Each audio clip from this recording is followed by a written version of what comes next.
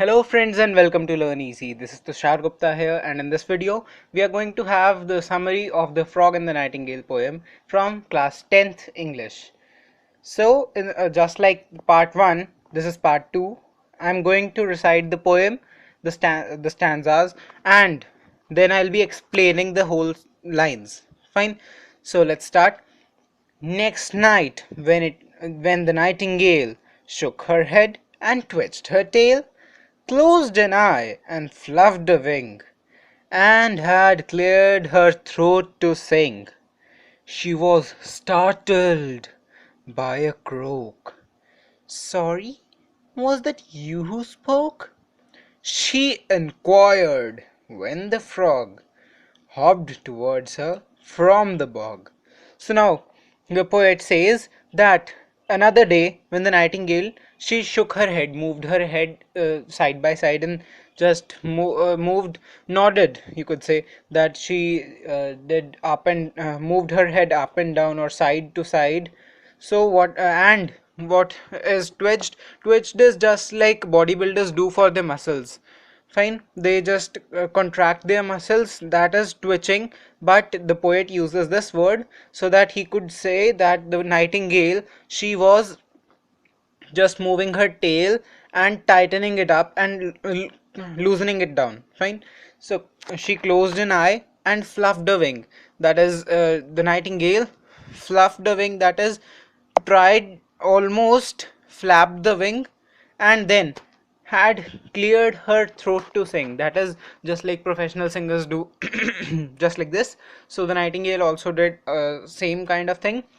Now she was startled by a croak. Startled is it means disturbed or interrupted by a croak. Croak is the sound of a frog. Fine. Now the nightingale asks the frog, "Sorry, was that you who spoke? That did you interrupt me when I was trying to sing?" she inquired, when the frog hopped towards her from the bog. So the nightingale asked this question, that did you speak that word, ribbit ribbit, that the frog does. So the nightingale inquired the frog when the frog was hopping, that is jumping or leaping some gap and then moving forwards towards her from the bog, that is the marshy place. Fine. Now, "Yes," the frog replied. "You see, I am the frog who owns this tree. In this bog I've long been known for my splendid baritone. And of course I wield my pen for bog trumpet now and then." So, in these lines, the frog says, when the nightingale asks the frog that did you spoke, that did you do dribbit dribbit and interrupt me? So the frog says, "Yes, I am the only one who interrupted you."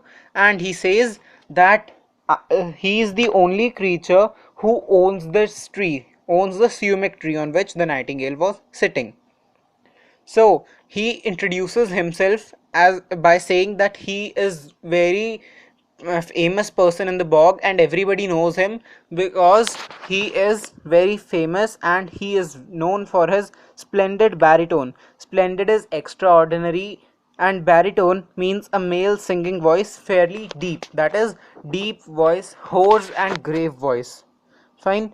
And of course I wield my pen, that is, of course, now the frog introduces to her that he is the journalist. He writes articles for bog trumpet, that is magazine of the bog, every time. Now whenever the frog is free, he writes some articles for the bog trumpet, that is the magazine.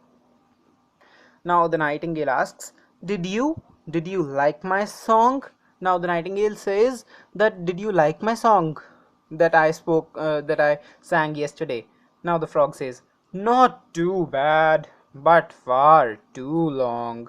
The technique was fine, of course, but it lacked a certain force." Now the frog, he criticizes the nightingale's song. He says that it was not too much bad, but it was too long, that I got bored when you were singing. The technique was fine, of course. Technique is the method of doing something the way you do. Technique is the way you do. Fine. The technique was fine, of course. Now the frog says, yes, the way you spoke, the way you did your act, it was good, it was fine, but it lacked a certain force. Oh, the nightingale confessed, greatly flattered and impressed that a critic of such note had discussed her art and throat.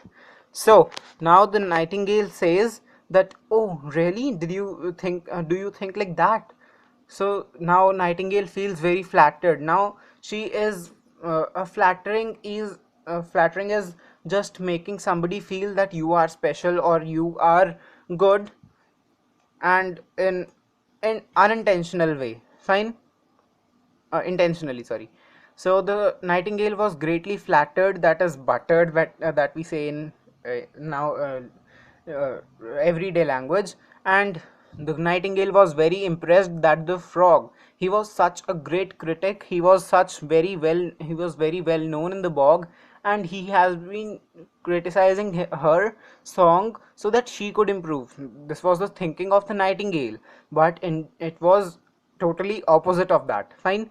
Now the frog says that you are not singing too good, but the song was too long, which made me get bored.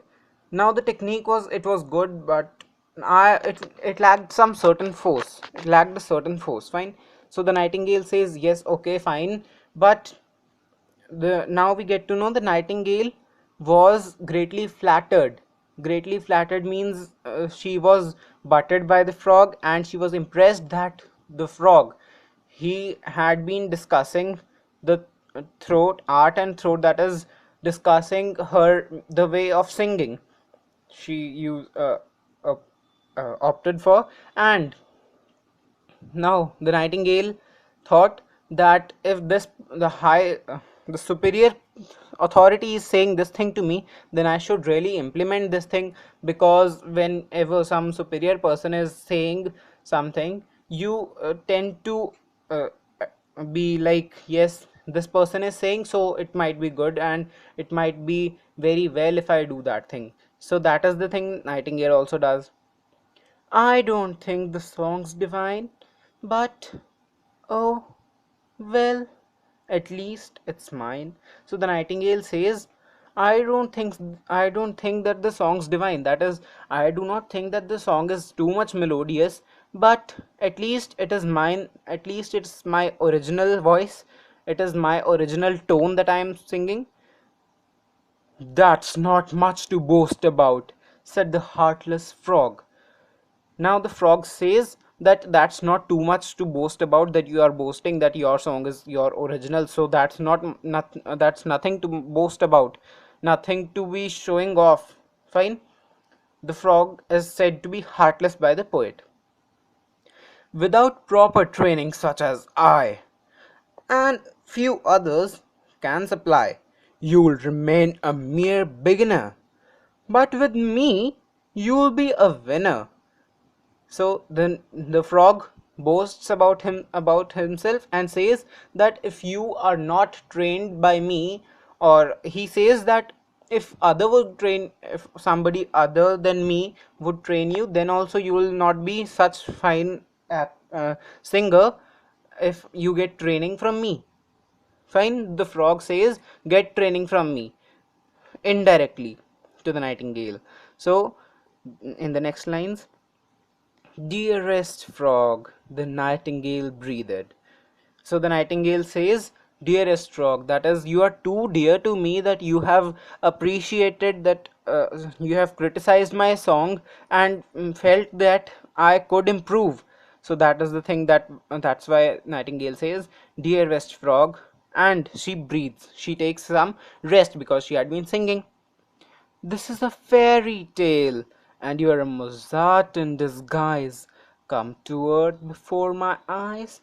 So the nightingale says that this is a fairy tale. Fairy tale is the tales of fairies, that is, angels and all, that we used to listen to when we were small children, and that was very famous, like grandma's stories.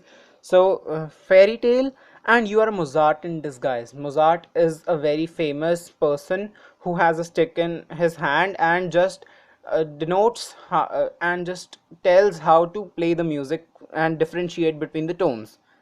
And as you might have seen that in Tom and Jerry, that Tom once became that Mozart kind of person and had a stick when Jerry was playing drums or something like that. I don't remember that thing, but Tom was having a stick and he moved that stick up and down, and the tone of the sound and the music, it changed accordingly. Fine. So the nightingale appreciates that the frog has come and pointed out the mistakes of the nightingale. Now the frog says, "Well, I charge a modest fee." "Oh, but it won't hurt. You'll see." So now frog says that, "Okay, I'll train you, but I have some fees. I'll receive some payment from you. I want some payment from you." So in the next line he says that, "Okay, that's fine. I'll not be asking for a huge amount of money, but it would be a very modest and uh, acceptable amount, reasonable amount of money, and you it would not hurt you. You'll see when I'll be asking for the money and the payment." Thank you. This was Tushar Gupta, and we have completed approximately 68 lines, near about that, and near about we could say that we have completed 70 lines of the poem. Approx half the poem is completed, and in the next, stay tuned so that you get updates from this channel Learn Easy, and I'll be soon uploading the videos of those parts as well, the summaries of those parts as well. Thank you, and if you have any doubt, please do not hesitate to comment, and I'll try to make a video on that as well. So thank you, and comment if you have liked the video, and please do not forget to click the like button. Thank you.